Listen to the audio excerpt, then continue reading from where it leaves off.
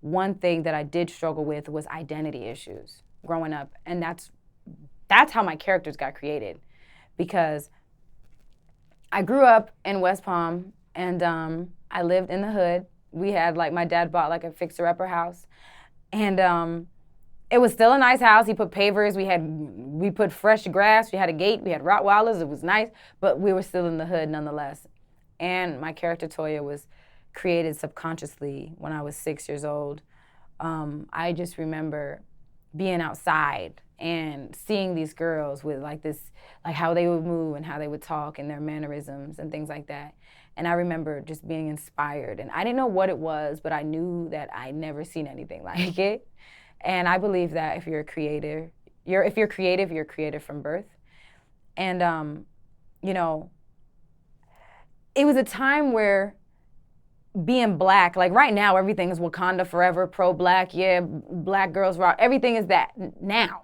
But back then, it wasn't really like that. And I wasn't black enough to be black, and I wasn't like mixed enough to be whatever else. So I was kind of in like a weird category where, like, you know, my friends, where I lived, it was a predominantly black neighborhood, but I went to a private school. So there was like a lot of different cultures there. But my friends, like, you know, it's like those uppity rich kids who are in private school where their parents didn't really want me to hang out with them because I was black. So I had to lie and say I was Spanish or Brazilian or whatever. You know, as I got older, like this is like me going into like high school and stuff like that, where I started to lie about what I was. And it just kind of, it took a toll on me, where like I was creating these characters. And even from 6 years old, like I was getting allowance early on, and I would save up my money and buy wigs. And I would buy wigs, and I would be these different personalities, and I would do these different voices. And, you know, it was just easier for me to like be someone else than to be myself. So I found so much love and friendship in these characters because they were so close to me, because it was like something that I wasn't, but I was accepted that way. And Toya ended up being my friend. So when I came out about being Toya, it was really hard for me because it was like I couldn't protect her anymore. You know what I mean? Because Toya was my friend. Like, and people when they hear this, they're just like, okay, what are you, 6? You know what I mean? Like, but Toya really was my friend growing up. You know what I mean? She was like that person that didn't care. Like, she talked how she wanted, she was how she was. And when Toya was around, like, I felt comfortable. Like, Toya was like my, you know? So me creating characters was really just from a place of insecurity. So it got to the point where I was just like, where I stopped caring. I'm like, you know, I can't do this to myself, because it's hurtful, you know? It's like when you're young and you're learning everything for the first time. So when, like I said, I didn't understand why I wasn't liked for just because I'm pretty. That's stupid. But then it's like you're a child, and you're a parent telling your child that you can't hang out with this person because they're not the same culture as you. That hurt my feelings, you know? So I'm like, okay, well, and all I had to do was say I'm Dominican so we could play? What? Okay, I'm Dominican. Shit. You know what I mean? Like, I'll be Dominican. But it takes a toll on you as you grow up and you're finding yourself. It's like, it's crazy. So that, yeah, my characters came about that way. And then my male characters stemmed from a place of just all the different guys I'd meet in my life. Like, I got my first car at 16. My character Reggie is like a finesser. He's like a suave kind of mechanic. And those were the kind of mechanics that I got, because I don't know nothing about cars and I need an oil change, and you telling me that, you know, you'll do it for free if I let you take me to lunch. Like, that kind of stuff, you know? So they all come from places of my life, but ultimately stem from insecurity, of having identity issues, from it being easier for me to be something else and someone else than myself. When it comes to you yourself, at this point in your life, do you know who you are? Are you in touch with your real self? Yes. Yes. And that's why I'm so big on being yourself, because I know what it's like to not be yourself and not be accepted. You know what I mean? So that kind of screws with you, as, you know, at a young age. But once I really tapped into who I am And I realized that I can be exactly who I am. And I don't have to apologize for being who I am, because ultimately I have to be okay with who I am. Not you. You guys don't have to be. You don't have to even like me. I have to like me. Once I realized that was the message. Do you remember what age or what time of your life you figured that out? It wasn't that long ago. So something fairly recent. Yeah, I mean, a couple years, honestly, because you live life, and like I say, you live life learning, you know, if you're open-minded. So I'm living life, I'm learning, and then I'm realizing that a lot of things just aren't what they seem, and that even when you try to be who everyone else wants you to be, that's still not enough. So once I realized that I can't make this person happy, even if I'm trying to do that and I'm trying to do this and I'm doing what you guys want. This is what you guys want. And you're still not happy, and I'm definitely not happy because it's not what I want. I had to ask myself, like, what am I doing? Like, I'm not okay with this. So I had to sit myself down, and you have to have talks with yourself. I had to say, self, I don't know what I said to myself, but whatever it was. And I used to journal a lot. I would go back and read some things. But I just got to that point where I was like, they're not ever going to be happy. So you might as well do what makes you happy. Now, I'm not encouraging anyone to do anything crazy because that makes you happy. But if me being at peace with myself and being myself can inspire other people, I will always be myself. And it does inspire people, and it does encourage other people to be themselves. And a lot of people live vicariously through me being myself because they haven't got to that point yet, you know? Now, I remember in a previous segment where we talked about you had some professional help in the sense of anger management. Yes. To be at this place in your life where you're at, was that the only professional, quote-unquote, help you've had to get to this point? No.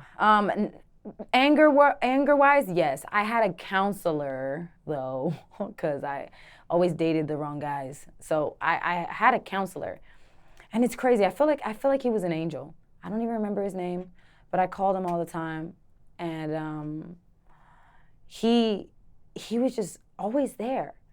And he would always talk to me about my worth, about my self-worth, and just all types of things. And it's crazy because I don't remember his name.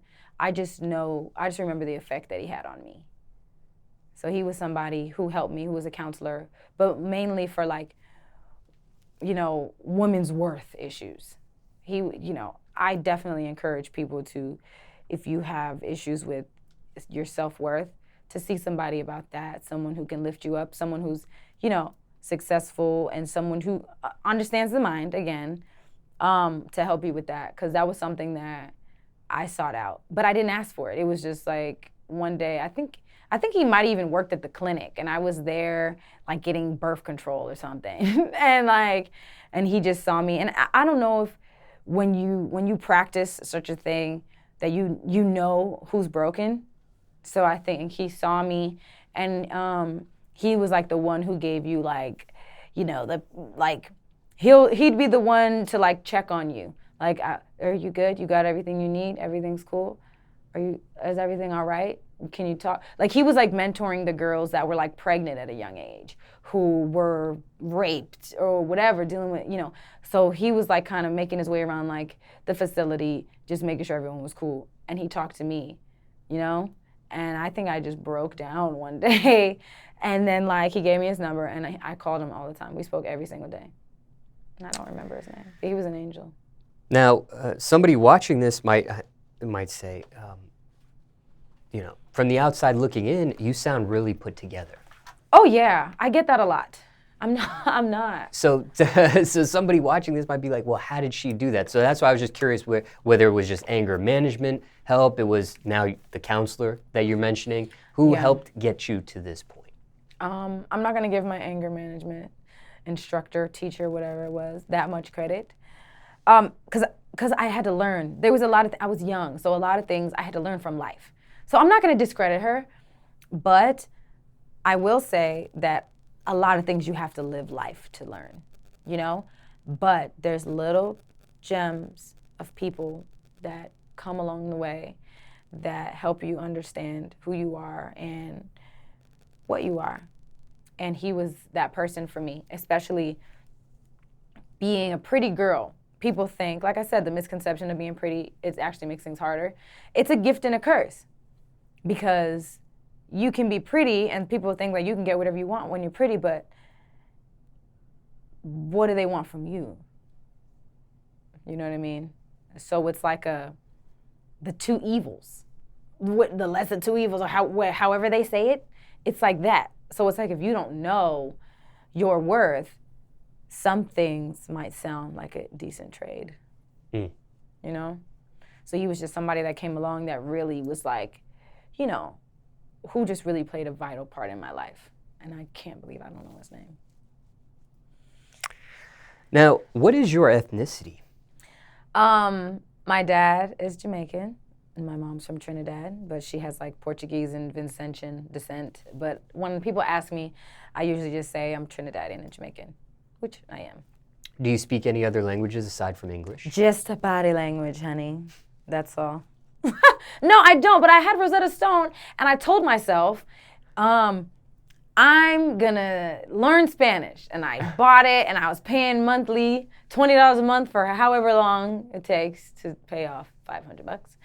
And I was studying, and then I just stopped. Does Rosetta Stone work? The thing is, Rosetta Stone works, yes, but you have to, it teaches you like the most proper Spanish. You know what I mean? My first roommate was Dominican. One of my really good friends till this day is Dominican. Like, there's different like kind of dialects and slangs. So like I kind of learned that side, but Rosetta Stone is teaching you like the like politically correct Spanish, which I don't want. I want to know how to ask you where the grocery store is, but I also want to have like, I also want to sound cool, you know?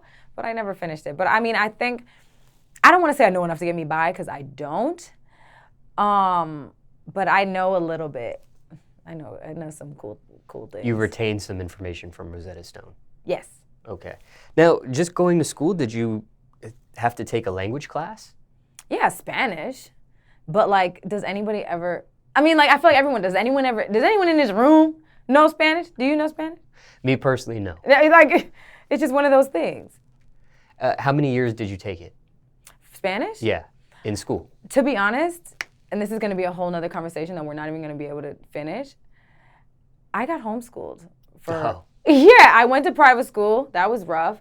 And then I got homeschooled for like, how many years? Probably like 3. I see. Well, that can explain no a lot. Spanish there. Yeah.